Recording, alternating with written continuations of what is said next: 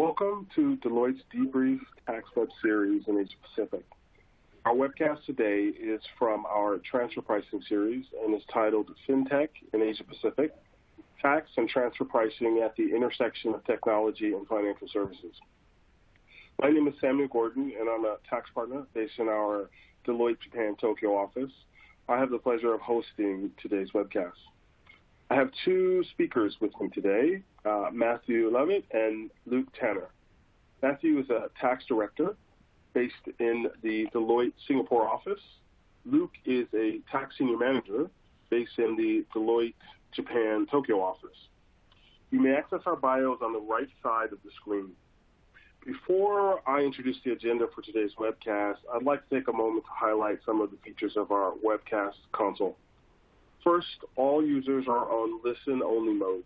If you have any content questions, you can submit your questions at any time in the Q&A box at the bottom of the right of the screen. We'll do our best to respond to your questions during the webcast. Second, all PC users can maximize or minimize each box at your convenience during the webcast. You may also explore the icons at the bottom of the screen. If you want to download today's slides, please go to the Download and Links box. Mobile device users can view the slides and answer the polling questions on screen. Third, if you require attendance record for today's event, you can download your CPE certificate by clicking the Request TPE icon at the bottom of the webcast. Turning to our agenda for today. Now, let me give you a little bit of an overview. First thing we will cover is the digitalization of financial services from an industry and technology perspective. Many of the concepts we'll cover you heard about in the press and potentially within your own firms or amongst your peers. We'll try to frame why the developments matter as this ties into how we think strategically about the tax implications of what we can best describe as a paradigm shift.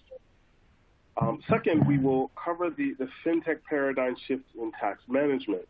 And this is about understanding the value and importance of that tax can play throughout this major shift in business models and value creation. And this is pitted against public policy changes and tax rules around the world where governments are trying to keep up with the pace of change in the digital economy. We'll then look at each early lesson and practical consideration around certain tax areas. And some of these will be specific to countries. Some will be looked at an intergovernmental level, OECD level. Some of them will be at the firm level. Time allowing, we'll then wrap up with some Q&A. To get us started, let me now turn over to Matt, who will walk us through some of the key points about the digitalization of finance. Many thanks, Sam. So, hi, everyone. So to get going, we'd like to first spend a few minutes framing what we mean by digitalization. As whilst the term is commonplace, do we all really know what it means and how it's being experienced? In broad terms, digitalization refers to enabling or improving processes, products, and services through making use of new technologies. It also encompasses capturing and making use of big data. For example, through deploying artificial intelligence and machine learning processes to better identify and understand trends with a view to developing valuable insights that can then be used to differentiate and tailor goods and services. So you might ask, why are we talking about digitalization now, as it's not new? And you would be correct thinking that to an extent. But over recent years, technology has not only developed significantly, but technologies have also been combined in ways that materially change traditional operating models and supply or value chains. For example, cloud infrastructure, increases in automation, and peer-to-peer transfers are being combined to significantly disintermediate activities, which in turn affect wholesale changes to market structure. Distance and remote supplies are now standard as connectivity is a given. Platforms create entirely new collaborative ecosystems. And there's even been the development of new categories of digital native assets like cryptocurrencies and non-fungible tokens. In the past, performance of activities has been a key driver of value, but significantly, as a result of automation in particular, performance, as distinct from ideation and deployment, is becoming less of an active function due to the migration to digital environments. So if performance is no longer a key determinant of value, how do we apply existing tax concepts and rules to the digital environment? If you could please move to the next slide. So first, if we look across the market, it's important to bear in mind that there are a number of different categories of stakeholders leading developments that need to be considered, with developments from different directions combining to have a synergistic effect, in turn perpetuating further innovation through both coordination and competition. Financial services developments are being increasingly led by technology firms, from startups and SMEs right through to large technology ecosystem operators. But the developments being observed are not just relevant to tech players, as new solutions also facilitate the bootstrapping of benefits to traditional established business models, with financial institutions and payment service providers being forced to innovate to respond. If we look at blockchain, for example, blockchain has led to the development of cryptocurrencies, then onto stablecoins, and now potentially also central bank digital currencies. In that case, key developments were at first led by smaller stakeholders, and as such developments have created attention and momentum, larger stakeholders like financial institutions, payment service providers, and central banks have needed to respond. Over time, it's become increasingly clear that innovation and technological development in the context of value transfer are not just desirable, but business critical. The importance of data has also steadily increased. And for that reason, we see platforms and ecosystems with large user bases becoming increasingly prominent. It's been said that data is the new oil, as in an increasingly competitive ecosystem, key differentiators can be identified with reference to user data and how that data can be both interpreted and applied. Overall, it's clear that digitization is challenging traditional approaches to value creation and value transfer by expanding the scope of valuable assets, changing how goods and services can be supplied and exchanged, and blurring industry differences. Luke, would you like to share some further insights from your perspective? Yeah, thanks, Matt. So, fintech business models commonly involve the significant use of technology and data analytics, as we know.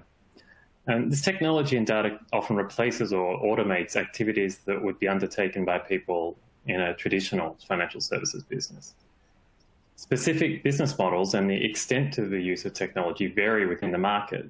And as you can see from the slide, when describing the market, we often think of a spectrum from traditional financial service firms to large technology firms, with the startups and established fintechs in between the two. Incumbent financial services firms historically leverage technology as an enabler of their traditional business models. However, fintech business models go further than this, with technology often augmenting or replacing the human element of key functions. In achieving this level of digitization, we see significant investment by and variation in the approaches of financial services firms in the region. While some have sought to reconfigure their businesses to be digital first, others face challenges. For example, there may be internal hurdles to deploy and develop in-house technologies, such as and also legacy system constraints. In this context, M&A activity also forms an important part of the digitization strategy for financial services firms. At the other end of the spectrum, technology firms are building large financial services-related patent portfolios and are increasingly entering financial services businesses. For example, companies like Apple and Google can leverage their extensive reach and user base, as well as their sophisticated in-house development capabilities, to offer services such as digital wallets and payment processing. And these systems are easily accessible through their existing product ecosystems. We've also seen partnering between tech giants and financial services firms, such as with the Apple Card. and Apple developed credit card, where Goldman Sachs is the issuer and MasterCard is the network used. In between these, new entrants and established fintechs tend to compete in niche areas rather than offering the full scale of services that financial services firms may offer. They heavily use technology and generally do not face the same internal hurdles as financial services incumbents. This allows for rapid development and deployment of their technology. And their products are often very polished, and with a focus on user interface and user experience, can be very popular with an increasingly tech-savvy customer base. So, Sam, I believe we have a polling question for the audience. That's right, Luke. So our first polling question for the audience, for our participants, is what type of impact is FinTech currently having on your organization? One, is FinTech driving certain internal investment that's expected to impact the market-facing aspects of business? Could you please advance the slide? Two, is FinTech driving certain internal investments expected to impact middle office or corporate parts of the business? Three, is FinTech or has it been an important aspect of M&A activity? Four, is FinTech an important aspect of selecting recent financial service providers that are consumed, for example, inside the firm, or new services that are consumed? Five, no impact. Six, I don't have sufficient abilities to make a comment. While we're waiting on results, I would just note a few channels through which managers get a sense of where firms are going on the FinTech front. Clearly, it is something that is being driven out of the C-suite. So, explanations and communications on firm digital strategy, both internally and from a go-to-market perspective, are critical there. The other aspect and another place is typically through new product and business committee type of governance structures that tax might participate in. Regular dialogue, whether formal or informal, with IT function heads and business leaders. Participation in M&A teams and post-M&A integration, for example. And then lastly, through typically maybe treasury or finance channels where FinTech is actually consumed internally. These tend to be the areas where we would see, or ways in which we would see tax becoming acquainted with the FinTech agenda of the firms that they're in. I raise these because these ties these ways are important as we think about the paradigm shift and as we think about tax being present at the table. So we've got some results here, and it's interesting. The two that seem to be, or actually, I take that back. There's three that seem to be pretty dominant there. One is market-facing. The other is with respect to the consuming of FinTech-related services, and then no impact yet. So again, we know this is a relatively dynamic space, and we would imagine over time you would start to see more of these developments. And as I noted, for tax and finance in particular, it's important to be at the table as the paradigm shifts with the other stakeholders across the business. So with that, I'd like to actually turn back to Matt, who's going to walk us through the next slide. Well, I think as we've got a wide variety of attendees joining us today, really interested to hear the audience perspectives on the perceived impact of FinTech, especially around the visibility point, I think, which we'll touch on a little later. So as Sam mentioned, I'd like to share some further thoughts on business model impacts based on what we see as practitioners.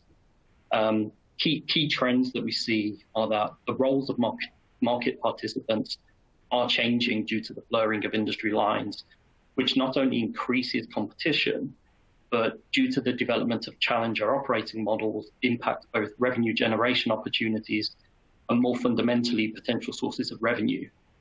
That's largely a function of technology, not only changing the structure of value or supply chains, but also reducing barriers to entry, which facilitates market access by SME tech players whose approaches and solutions challenge the status quo and increase the level of active competition.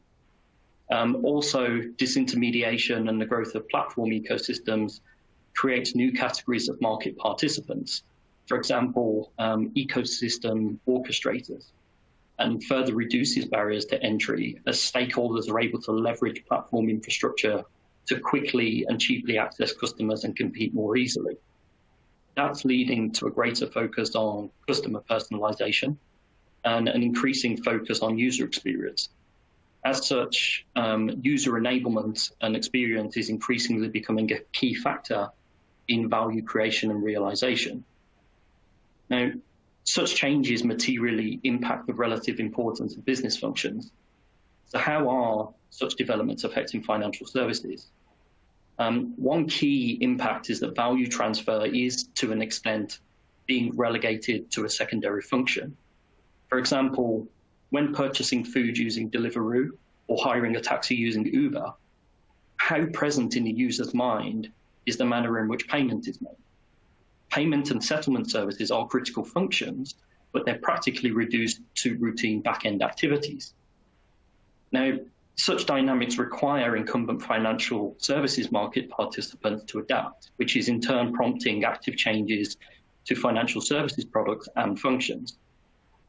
A key factor for financial institutions, as we mentioned, is data, as financial institutions have been a de facto aggregator of material customer data on a real-time basis through their traditional operations for a long time, which puts them in a strong incumbent position that may potentially enable them to pivot to become ecosystem orchestrators going forward. The key point to note for tax professionals is that the market and stakeholders' interactions with it are actively changing, and that competitive advantages are increasingly crucial. Businesses, products, and services are changing, and as tax is often a key factor in shaping how product and service lines are operationalized, it's important for the tax function to be actively engaging with the business and for tax management to be proactive. Sam, given that point in particular, would you like to introduce some of the areas of focus you consider to be of importance from a tax management perspective for fintech and for financial services business more generally? Sure. Could we jump forward to, I think it's 2 slides, the next slide, one more? So we've covered on the fintech paradigm. We've highlighted some things so that we kind of have a consensus view of what that means. I'd like to now overlay that a bit with tax management and talk a little bit about the areas of focus. Given the pace of commercial and technological change and attention to the taxation of the digital economy has garnered, tax management and finance, the finance function more broadly, have had to be agile in engaging on the topic of fintech. The table on the current slide presents a simplified view of categories of impact for a tax manager seeking to understand and move along with various commercial, risk management, and tax technical aspects of fintech. IP strategy, M&A, and mobility are, we think, commercially and strategically driven. Tax has to serve as a partner to the business. And for this, tax needs to be involved in early deliberations about fintech strategy, particularly in a legal entity and in a country context. M&A and post-merger integration are often where tax is deeply involved in IP structuring and integration, for example. And for many incumbent financial services firms, the fintech acquisition catalyze attention to broader IP strategy, which is quite often an area where tax can be of significant value add. Mobility is a topic that we all discussed quite a bit during the COVID period, but it extends beyond that for fintech. As in this context, it embodies the movement of fintech service users, and then from a corporate or firm perspective of intangibles and operations. It is an area that the tax must help set boundaries around in order to help retain value and control tax risk in a post-BEPS tax world. On the tax technical side of things, determining and addressing the impact of new guidelines and rules is where agility is really important.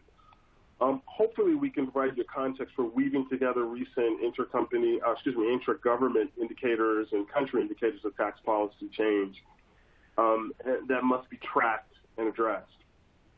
Clearly, the OECD Pillar 1 and Pillar 2 proposals represent the culmination of thought and debate on the direction of global tax policy intended to address the challenges of the digital economy, including fintech. The jury is out on the final scope of consensus and whether that consensus will hold with respect to these proposals. How local countries implement Pillar 1 and Pillar 2, and if states venture beyond Pillar 1 and Pillar 2, are going to frame the taxation of the global fintech industry for years to come. So we ponder 4 points briefly. The first is with respect to the taxation of native digital assets, and it is at a very early stage for most places. The rules for this are evolving from, on one end of the spectrum, reinterpreting existing rules for more traditional assets and classes, and then also imagining the characteristics that differentiate this new asset class and present particular public policy, fiscal, and even mobility issues with respect to tax. The next one we talk a little bit about is it has to do with source taxation, and there's been various discussions about modifying OPE status and creating new nexus principles in the form of, for example, significant economic presence, with the goal of addressing technology footprints and data source locations.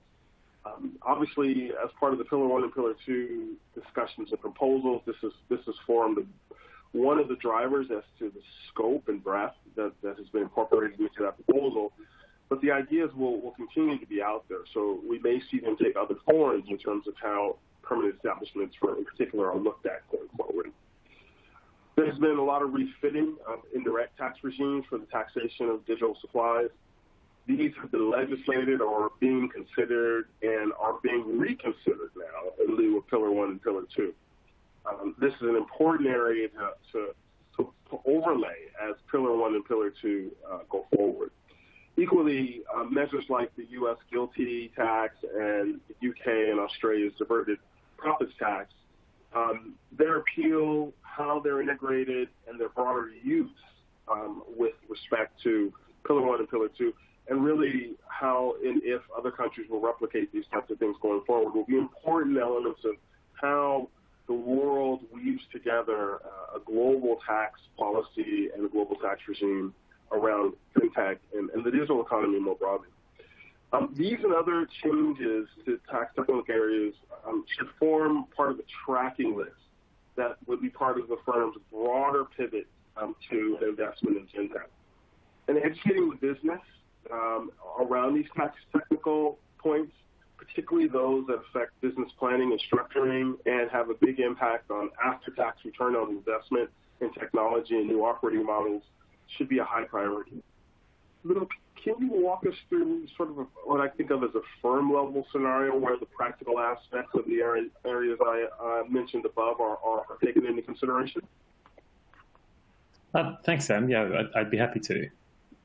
So a common scenario we come across is where a digital platform is built and later deployed at a regional or global level.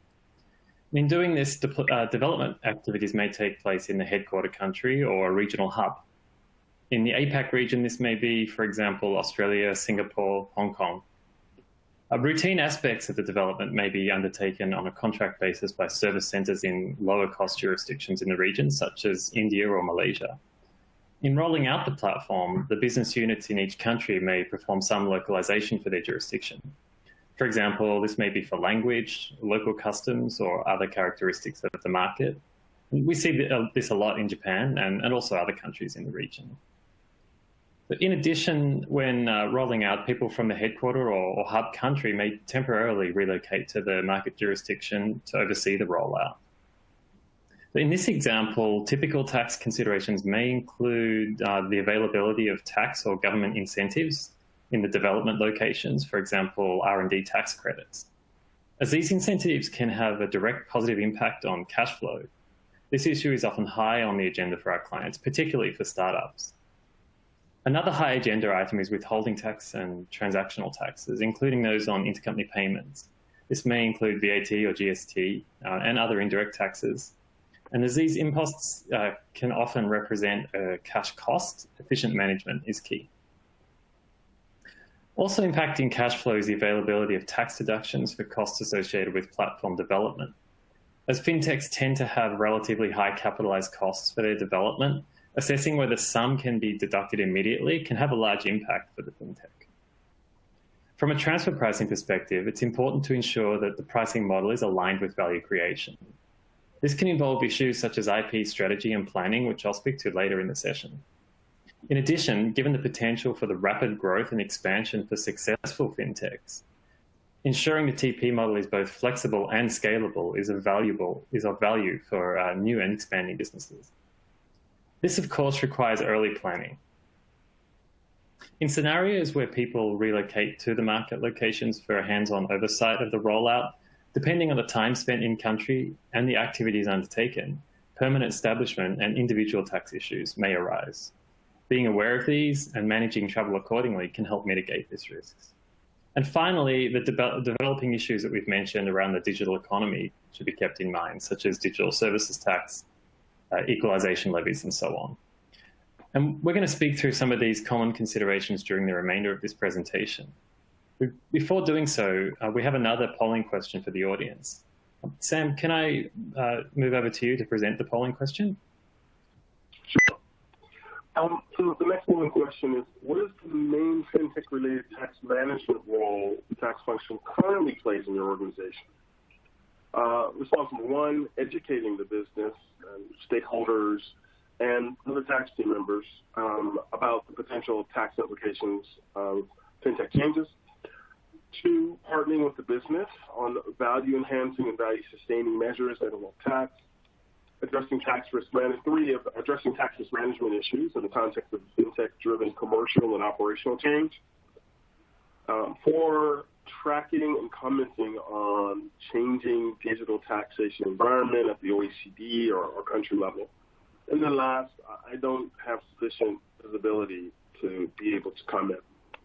And I would say around this, our experience so far is that most of our clients are focused on the tracking and commenting, so the assessing of the changes, the environmental changes. And I think we see this both at an industry association level, where industry forums are coming together and obviously expressing interest and points of views with respect to the OECD level changes, but equally, I think, on a country level, where some of these digital service taxes, for example, have been out there, and there's a lot of advocacy as to how to address them and how to implement them and think about them going forward. I think that's been where we've seen a great deal of attention spent, and equally we're starting to see, I think, the educating of the business and stakeholders. You can imagine that's on the back of a lot of the press, right, around the digital economy and the changes that the OECD is pronouncing, and the C-suite interest in those types of changes that are obviously going to have a big impact on after-tax return on investment in various places in the world. These are the kinds of things I think that we're seeing around our clients and their level of focus thus far. I think while we're waiting for here we go. We've got the results in. So, interestingly enough, I do not have sufficient visibility to be able to comment is our largest. But when we move beyond that, tracking and commenting and on digital taxation environments, and then also addressing tax risk management issues. So, interestingly, those are more in the traditional tax space, right? From a subject matter expert, versus we see the first two as being areas that are more engaging around the business, and we've got back to our table about areas that are much more around partnering. So hopefully over time, we see more folks starting to spill into those areas in terms of their types of activities. So with that, moving to the next section, the early lessons and considerations. I'd like to turn back to Matt, who's going to talk a bit about some of the micro view of some of the direct tax issues that are out there. Yeah, thanks, Sam. So I guess moving to how specifically technology more specifically affects taxation, and to some of the challenges that need to be grappled with, it's helpful to perhaps consider some specific examples. So first of all, starting with direct taxation, it's perhaps interesting to begin with to look back and bear in mind that decades ago, taxing rights often followed capital and financing. But due to the relative ease with which capital could be relocated, tax rules, particularly through the BEPS project, were refocused on activities, with activities being the main determinant of both taxing rights and profit allocation. Now, Sam and Luke will touch on profit allocation in greater detail shortly, but on the issue of taxing rights, it's interesting to note that most countries, as Sam mentioned earlier, still impose direct tax with reference to permanent establishment and/or source. The problem with digitization is that activity upon which applications of such concepts is dependent is increasingly being automated with cloud and/or decentralized processes or supplies being made from a distance.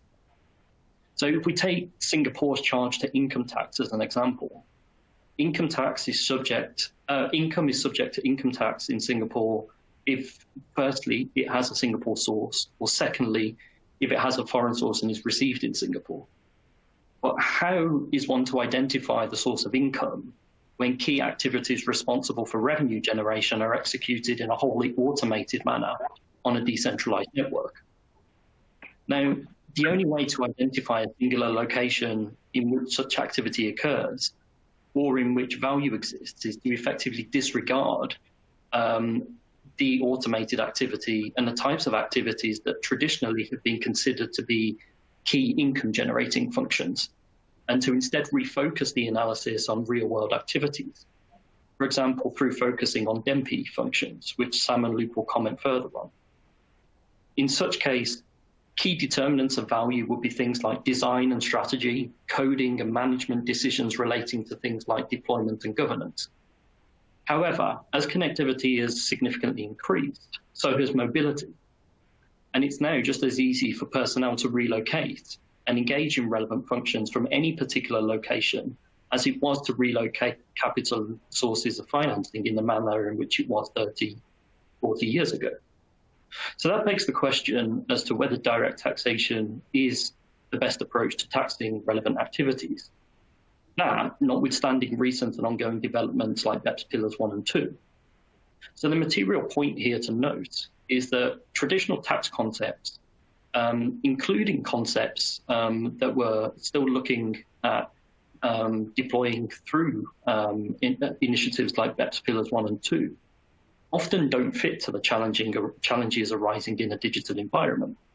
So as tax professionals, it's important for us to understand technologies at a deep level, to identify how they affect value change, in order to then apply existing direct tax concepts from first principles, and potentially also taking account of original policy intent and potentially case law. So staying with direct taxation for the moment, it's perhaps worthwhile looking more specifically at the transfer pricing aspects given the application to the direct tax context. Luke, do you want to pick up on that? Sure, thanks, Matt. So before considering issues of evaluation and transfer pricing methodologies, I want to speak a little bit about our early lessons from looking at fintech value chains. Can we move to the next slide, please? Thank you. So as a point of comparison, transfer pricing for traditional financial services is generally focused on people and capital with the overlay of regulatory compliance. The role of people generally includes all aspects of decision-making for the business, for example, selecting assets, counterparties, structuring, hedging, and managing positions, and so on, as well as the routine aspects of business. And both routine and non-routine returns to people functions follow this. The role of capital traditionally is to enable financial market risk-taking and to absorb losses when those risks are realized. The capital provider is remunerated for this role. As we've discussed, technology is generally used, or has historically generally been used, as an enabler of traditional business models, such as middle and back office infrastructure, support systems, or standard third-party technology to support the front office. On this basis, a routine reward has typically been provided for technology. On the other hand, fintech business models utilize technology beyond these supportive systems, with the technology being capable of making decisions independently of human oversight. This allows for traditional front office functions such as market-facing risk-taking decision-making, to be automated. The role of people therefore shifts to decision-making related to the development of technology, and the role of capital expands to deployment for the development of the technology. The front office nature of the technology results in a clear value add rather than the more routine value provided by supportive or infrastructure systems. It's this front and center role in the business and the contribution to profit-deriving activities that drive value and the potential non-routine returns to be attributed to the technology. Can we move to the next slide, please? So in considering the TP technical framework for analyzing these value chains, it's worthwhile reviewing some of the guidance related to intangibles. So the term intangible is defined by the OECD in the transfer pricing guidelines as something which is not a physical asset or a financial asset, which is capable of being owned or controlled for use in commercial activities, and whose use or transfer would be compensated had it occurred in a transaction between independent parties in comparable circumstances. And this definition would obviously capture much of the non-physical technology used in the fintech business. As transfer pricing is undertaken at the legal entity level, an assessment needs to be made of which entity has the right to income related to the technology. And for technology falling within this definition of an intangible, the assessment would involve an analysis of the DEMPI functions. That is the development, enhancement, maintenance, protection, and exploitation. Intangible-related income would be allocated to entities performing these activities, to entities managing and controlling the risk related to these activities, and to entities managing and controlling the financing of these activities. But determining this allocation can be complex, and for financial services firms may result in returns being allocated to tech development teams rather than front office personnel, as may be the case under a traditional model. To provide a simple example, in investment management, advancements in data analytics and automation have allowed for the propagation of so-called robo-advisors, which perform the functions of investment advisors in a traditional business. This function can include surveying and collecting data and information from clients on their financial status and their investment goals, evaluating the client's data and developing an investment strategy, and investing the client's asset based on the client's investment goal and risk profile. A robo-advisor utilizes algorithmic software to analyze the data and automatically invest client assets consistent with their investment strategy. This automation can drive down costs compared to traditional advisors.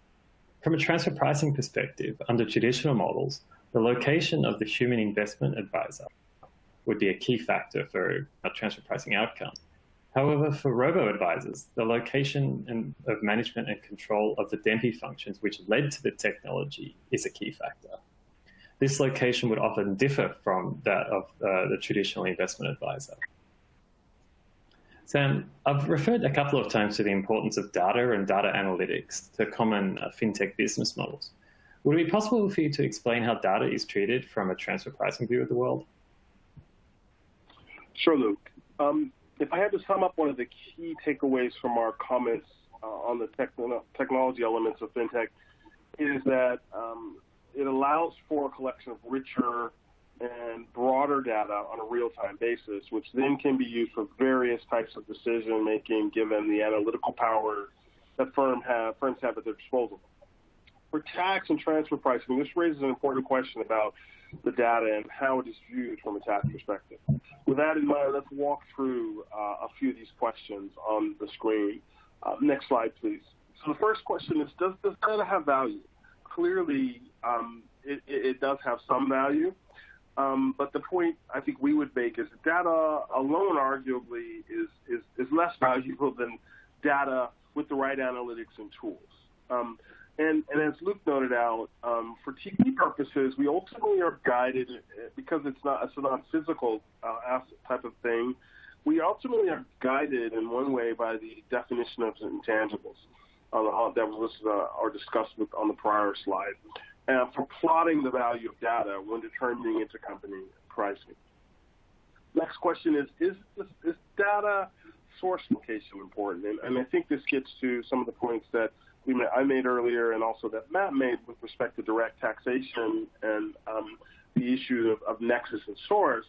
And even at the OECD level, there have been some arguments around and a lot of discussion about changes to source taxation rules that would frame around data source locations, right? And to the degree this concept gains traction for PE purposes, then we get into what value does the data at the source location represent from an income attribution perspective. Next question, is data an intangible for PE purposes? I would think not, and I think there's two things with respect to the definition that are important. Can it be owned? And typically you think of client and customer data in particular as being their data that under certain regulatory requirements firms are allowed to use, right? And then the other type of data that's very commonplace, market data, it's typically available to all market participants, right? It's not something that a market participant would necessarily pay for if it's relatively available in a given marketplace. So arguably no. But then when we look beyond the definition of intangibles and we think more broadly about some of the newer concepts that get applied in transfer pricing, one concept is what's called a local market feature. And those are the kind of features that either create an advantage or disadvantage in a given market that maybe need to be taken into consideration for transfer pricing purposes. And the question is data then a local market feature? And it arguably could be thought of in that way. And the point there is when you're doing what's called a transfer pricing comparability analysis, which is often the basis for benchmarking, and you're looking at players or functions in a very specific country, you should keenly keep in mind as to whether the comparable third parties are similarly situated in terms of their access to data in a given market, right? And clearly, that brings into focus geographic markets, right? Country-specific markets, given the proximity of data or the availability, for example, of Japanese market data versus Singapore market data, and the proximity to certain locations in that market. These are some of the main points. One point we would emphasize, as we always do for transfer pricing, is there is also an important sort of sanity check with respect to how you view data, and I think that's going to be typically driven off of the regulatory requirements, whether they be privacy-related laws and regulations, or very specific financial services regulations. Clearly, the view or the position taken for transfer pricing, to the degree possible, has to align, or we believe should align, with the regulatory view of this data. And finally, I think it's important to keep in mind we're beginning to see, I think as Matt maybe mentioned, we're beginning to see a move away from centralized processing on proprietary servers, for example, to cloud-based functionality. This adds another layer of complexity when we start to think about data, when we start to think about data source locations. I think Matt mentioned this earlier. So with that, Luke, maybe I can turn back to you, and I think you're gonna talk a little bit more about some of the transfer pricing aspects, methodology aspects of this. Thanks, Sam. Can we have the next slide, please? Thank you. So once we've determined that the fintech business model involves intangible transactions between related legal entities, the key questions are how to price the transaction using established transfer pricing methods, and how can that be supported from a transfer pricing perspective. In the context of the business models we've spoken about, intangible transactions may include, for example, royalties paid as consideration for the right to use technology, such as the software or an algorithm, consideration paid for an intercompany transfer of IP when integrating an acquired fintech business, or consideration paid or charged for an intercompany transfer of IP developed through an in-house technology incubator. While pricing of intangible transactions can be a complex issue in any business, for fintech, the complexities are especially pronounced. This is because the tech-related intangibles will often be new and innovative, and it can be challenging to find market comparables from the usual sources, such as third-party databases. In this context, pricing may be based on, for example, an application of the profit split method, where you may be assessing the contributions of relevant related parties, or corporate finance valuation methodologies, such as a discounted cash flow. While these methods may not require comparable market data, they present their own challenges in application. One specific challenge can be obtaining quantifiable data, such as cash flows, that directly demonstrate the value generated by the technology for the business. From a practical perspective, it can also be difficult to separate income or cash flows associated with the intangible from the overall revenues of the business. An additional practical challenge, or consideration at least, can be the OECD's hard-to-value intangible guidance, or HTVI. It may be applicable to a transaction. The OECD's definition of a hard-to-value intangible would capture many of the intangibles used in fintech businesses. And the application of the guidance may result in a tax authority using ex post data to reassess the value of an intangible and potentially assessing additional tax relating to a past transaction. This would be particularly relevant in scenarios where intangibles are transferred between group entities. For example, the post-merger integration example for an acquired fintech business that I provided earlier. I'll now hand back over to Matt, who's going to talk through some of the other important tax considerations. Thanks, Luke. If we could perhaps move on to the next slide. So as you will all see, we've focused on direct taxation so far.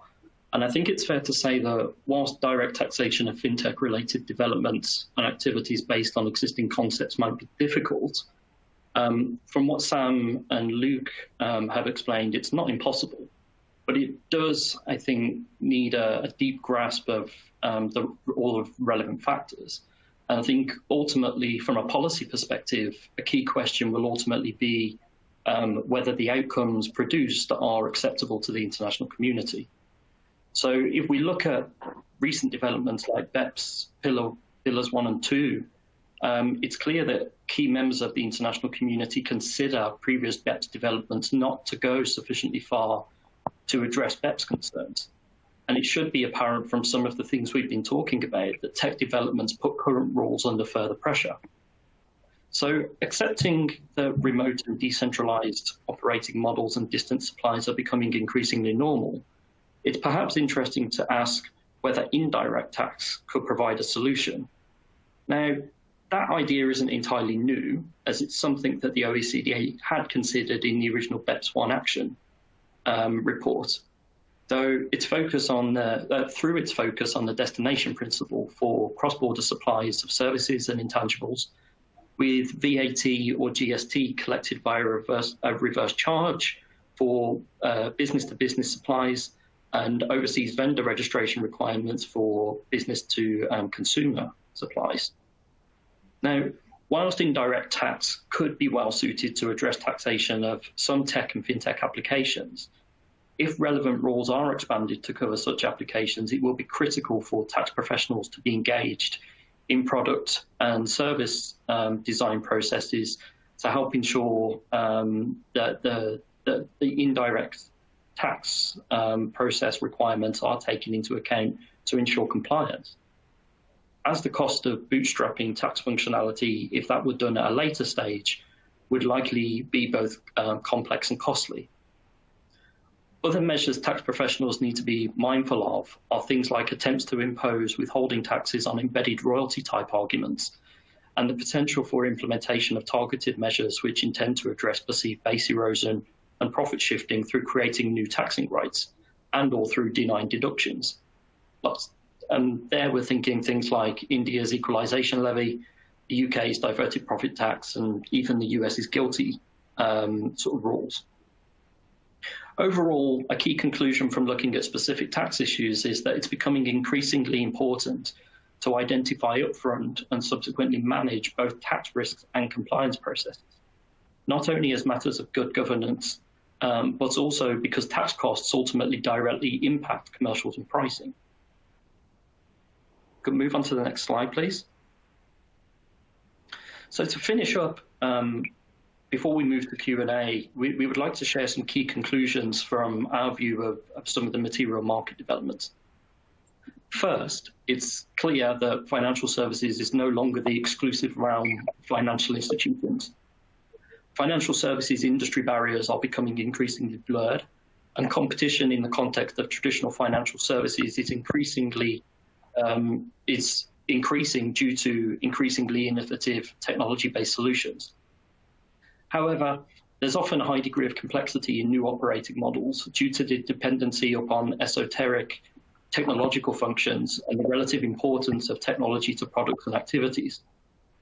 As such, tax professionals need to be tech savvy and need to upskill, as if their businesses are not yet responding to these trends, it's only a matter of time before they do, and being on top of the technology deployed will be critical.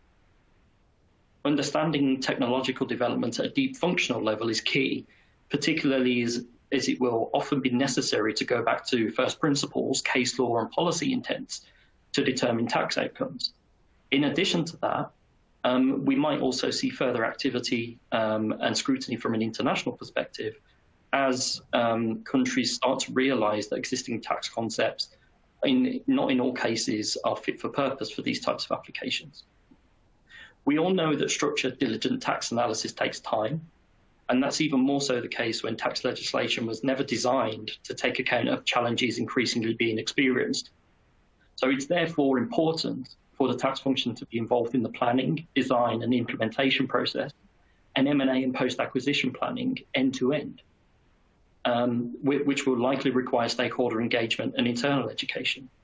And just tying that back to some of the polling questions, I think it was clear from those polling questions that some of our tax professional attendees today perhaps feel that they don't have sufficient visibility of some of these trends and some of the things that are happening within their businesses. So in order to make sure that tax has a seat at the table, thought needs to be given from a strategic perspective as to how the business can be educated and what the tax function can be doing to engage with the business more actively with a view to trying to realize some of the objectives.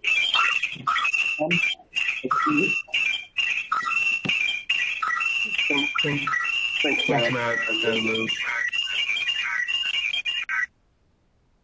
I would note a couple of things. This brings us to the end of our discussion today, and we have some time. I think we have a little bit of time to respond to some Q&A. And I think that the first question is kind of tied to some of the concluding remarks you made, and it is, what can the tax function be doing to ensure it has a seat at the table? Well, Sam, I think it's important for, as I mentioned, I think fundamentally it's important for the tax function to upskill, to develop a sufficient understanding of technologies that are being considered and deployed, and to understand the functions sufficiently to be able to credibly engage with the business on their own terms. Because we see that as being necessary to be able to demonstrate a clear value add. Non-tax professionals often don't understand how materially tax impacts goods, services, and supply chains. So taking steps to make sure that that's properly understood and how it factors into what's being developed and deployed will require strategic planning and targeted stakeholder engagement. From experience, I think it's fair to say that once that's done successfully stakeholders will see the positive impact of involving the tax function and will be more likely to proactively include the tax function on subsequent projects. Now, I know these are optimistic, but we have to start somewhere. And I think the key thing initially is building that level of awareness and understanding of the technologies in order to be able to engage with the business and converse with them. I think once that's done, there will be, from experience, a certain momentum created, which then adds to tax having a seat at the table. Thank you, Matt. And there was one other question, and I'll just throw it out there, Luke, and maybe you and I can take a stab at it. There's a question: are there any differences in how tech companies price cross-border transactions, and financial service companies? for a similar transaction, say for the value of an application, using an application? And has this created any tension with revenue authorities? It's an interesting question. I think historically, to some of the comments Luke made, the importance of intangibles, to the centrality of it to the business models of technology firms have really driven them to be more sophisticated in some ways around the price of intangibles, technology-related intangibles. So that is to say, they run the gamut in terms of the use of royalties, cost-sharing arrangements, other types of arrangements. I think in financial services, the starting point has usually been how to deal with the cost, how to think about it from a cost side perspective, whether that be through cost sharing or cost recharging, such that you really are kind of sharing the economic burden of developing the intangibles and not really thinking so much about what is on the revenue side. And that is, you can think of that as being kind of aligned with historically financial services firms have not thought about their businesses as yielding a return on investment on technology.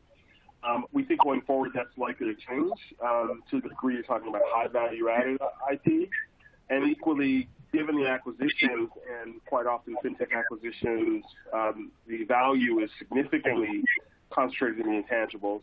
That also is a driver. Has it created tensions with revenue authorities? I don't think we've seen any very specific cases of that, mainly because I think revenue authorities are really trailing behind the industry, and they learn from the industry.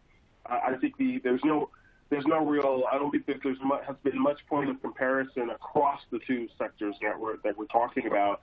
Rather, the question would be within financial services, for example, is there a lot of variation? And I don't think we've seen significant variation where the tax authorities have made particular types of attacks on it. I mean, the clear place, I think, where we've seen a lot of tension has to do with the examinations around what is considered contract R&D or contract development, which is more, again, on the cost side of the transfer pricing house.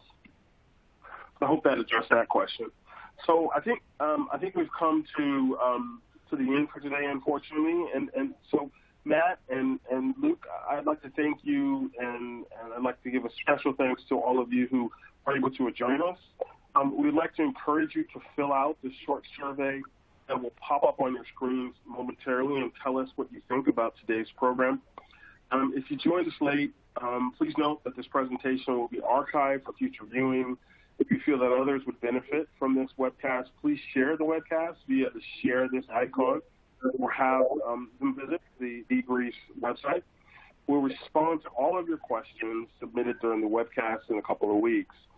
Also, if you think of any other questions or comments later, please feel free to reach out to any of us, and we'd be more than happy to talk to you.